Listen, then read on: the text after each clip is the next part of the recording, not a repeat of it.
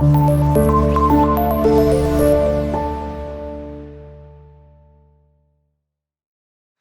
वालेकुम dear student, this is Kashim दीदी your physics teacher.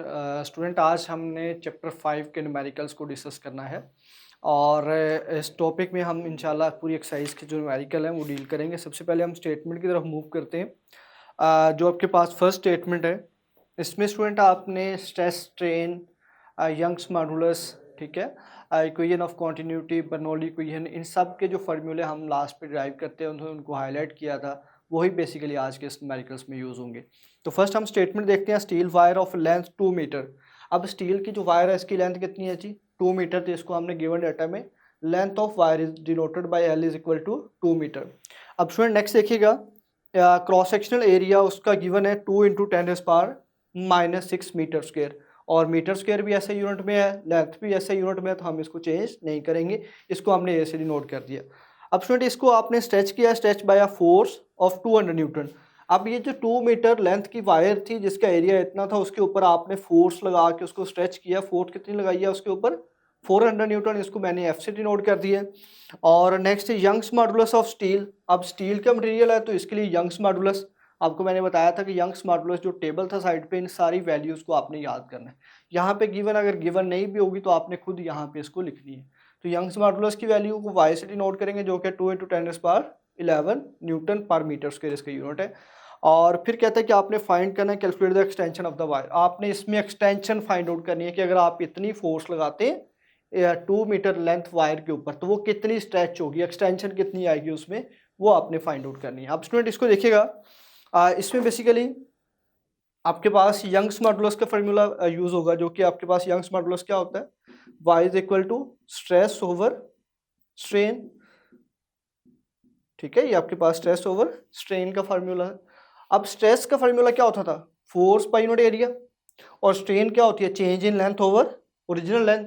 अब स्टूडेंट इसको आपने रीअरेंज करने के लिए सिंपली, अगर आपको समझ ना आए कि ये इसको हमने ऐसे कैसे लिखा है, तो आप ये कह सकते हैं एफ ओवर ए था पहली वैल्यू, इसके साथ इस डिवीजन को आप मल्टीप्लाई में कन्वर्ट कर दें। जब मल्टीप्लाई में कन्वर्ट करेंगे तो ये नीचे वाली वैल्यू फ्लिप हो जाएगी, एल ऊपर चला जाएगा और डेल एल आपके पास नीचे आ जाएगा। तो इस तरह से ये फार्मूला आपके पास यंग्स मॉडुलस का हमने बनाया भी था टॉपिक में, जो कि आपके पास आ गया जी y is equal to F L over A del L.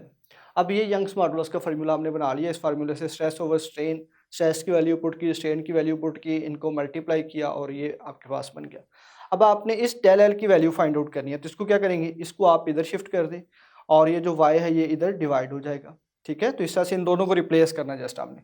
तो डेल एल इधर शिफ्ट कर दिया आपने, y इधर आ गया। f की वैल्यू आपके पास 400, l की वैल्यू 2, एरिया आपके पास है 2 इंटू मल्टीप्लाई 10⁻⁻6। वैल्यू पुट करेंगे, कैलकुलेटर यूज करेंगे, तो आपके पास 2 इंटू 10⁻3 मीटर एक्सटेंशन आ जाएगी। आप इसको मीटर में भी लिख सकते हैं, और -3 आपको पता है किसके इक्वल होता है? मिली के इक्वल होता है।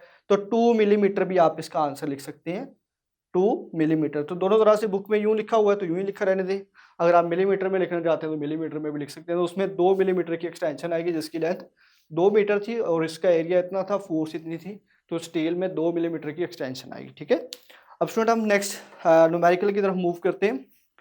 अ spring with the spring constant. तो स्प्रिंग कांस्टेंट को हम किससे डिनोट करते हैं जी? के से। ठीक है, तो मैंने यहाँ पे स्प्रिंग कांस्टेंट को के से लिख दिया, और इसकी वैल्यू कितनी गिवन है? 200 न्यूटन पर metre is stretched by 0.5 metre. और उसको स्प्रिंग को कितना आपने स्ट्रेच किया जी? 0.5 मीटर उसमें एक्सटेंशन आई है। एक्सटेंशन को आप एक्स से डिनोट कर लें। ठीक है, और फिर आपने नेक्स्ट फाइंड क्या करना है जी? इसमें find elastic potential energy stored in the spring. तो जो उस स्प्रिंग में, अब आप स्प्रिंग को स्ट्रेच कर रहे हैं तो जाहिर सी बात है उसमें क्या है, पोटेंशियल एनर्जी आपके पास स्टोर होगी। ठीक है, और जो पोटेंशियल एनर्जी है वो आपने फाइंड आउट करनी है। अब स्टूडेंट जो पोटेंशियल एनर्जी फाइंड आउट करने का फार्मूला था हमारे पास, वो आपने याद रखना है। ये हमने डिस्कस भी किया था, potential energy is equal to 1/2 k x square. ठीक है, 1/2 k x square. Energy conservation में हमने ये देखा था। अब स्टूडेंट यहाँ पे 1/2 तो कांस्टेंट वैल्यू ऐसे आ जाएगी, के की वैल्यू आपके पास 200 है और एक्स की वैल्यू 0.5 है। 0.5 का स्क्वायर लें, 200 से मल्टीप्लाई करें, डिवाइड बाय 2 करें, तो आपके पास पोटेंशियल एनर्जी 25 आ जाएगी। और एनर्जी का यूनिट क्या होता है? जूल। तो इस तरह से ये शॉर्ट क्वेश्चन के लिए इंपॉर्टेंट है क्वेश्चन। अब नेक्स्ट आपके पास क्वेश्चन है 5.3। इसमें देखिए, कॉपर वायर, सबसे पहले आपको बताना चाहिए यूज़ क्या हुआ है, यहाँ पे कॉपर वायर यूज़ हुई है और उसकी लेंथ कितनी है जी 3 मीटर, तो मैंने लेंथ को एल से लिख दिया 3 मीटर। अब स्टूडेंट नेक्स्ट देखिए, एरिया ऑफ क्रॉस सेक्शन कितना है जी 1 × 10⁻⁻6 मीटर स्क्वायर, तो ये भी ऐसे यूनिट में, इसको ऐसे रहने दें, ए से डिनोट कर दें एरिया को ए से आपने डिनोट करना होता है, ओरिजिनल लेंथ को आप एल से डिनोट कर रहे होते हैं। और फिर आप देखेंगे stressed subject to a force of 500 newton, और इसके ऊपर आपने फोर्स अप्लाई किया जी 500 न्यूटन की, तो एफ से डिनोट कर दें इसको। और नेक्स्ट आपके पास है calculate the stress and strain produce in a wire, आपने स्ट्रेस की वैल्यू भी फाइंड आउट करनी है, आपने स्ट्रेन की वैल्यू भी फाइंड आउट करनी है, और साथ में यहाँ पे Young's modulus of a copper wire given है। अब स्टूडेंट मोस्टली केसेस में हो सकता है कि ये आपको गिवन ना हो, तो इसलिए आपने ये यंग्स मॉडुलस जिसको वायर से डिनोट करते हैं, और ये कॉपर के लिए, स्टील के लिए डिफरेंट था, कॉपर के लिए डिफरेंट है, तो इसलिए ये वैल्यू भी आपने खुद याद रखनी है, आपको न्यूमेरिकल में हो सकता है गिवन ना हो। अब स्टूडेंट ये वैल्यू ऑफ 1.1 × 10⁻11 न्यूटन पर मीटर स्क्वायर, तो ये एमसीक्यूज में भी आपसे यंग्स मॉडुलस की ये वैल्यू पूछी जा सकती है। अब स्टूडेंट स्ट्रेस का फार्मूला क्या होता है, आपके पास है फोर्स पर यूनिट एरिया, ठीक है। अब फोर्स कितने जी 500, एरिया कितना है जी 1 × 10⁻⁻6, दोनों को डिवाइड करेंगे आपके पास स्ट्रेस की वैल्यू आ जाएगी 5 × 10⁻8, और स्ट्रेस के यूनिट आपके पास प्रेशर के यूनिट होते हैं बेसिकली, जो पैस्कल भी आप कह सकते हैं, न्यूटन पर मीटर स्क्वायर भी कह सकते हैं, और ये आपके पास आ जाएगा 5 × 10⁻8 न्यूटन पर मीटर स्क्वायर, ठीक है। अब हमने स्ट्रेन फाइंड आउट करना है स्टूडेंट। अब स्ट्रेन के लिए आप रिलेशन यूज़ कर सकते हैं, ये वाला stress over strain, Young's modulus is equal to stress over strain. अब स्ट्रेस की वैल्यू तो आपके पास आ गई है जी, ठीक है, और स्ट्रेन की हम फाइंड कर सकते हैं, यंग्स मॉडुलस गिवन है, तो आप बेसिकली इन दोनों वैल्यूज़ को रिप्लेस कर देंगे, क्योंकि हमने ये वैल्यू फाइंड करनी है, इसको आप इधर शिफ्ट कर दें, तो ये वैल्यू आप इधर मूव करवा देंगे, ये दोनों रिप्लेस हो जाएंगे आपके पास। तो आपके पास है epsilon is equal to sigma over Y, sigma stress है, वाई यंग्स मॉडुलस है, ये स्ट्रेन को रिप्रेजेंट करने के लिए हम यूज़ करते हैं।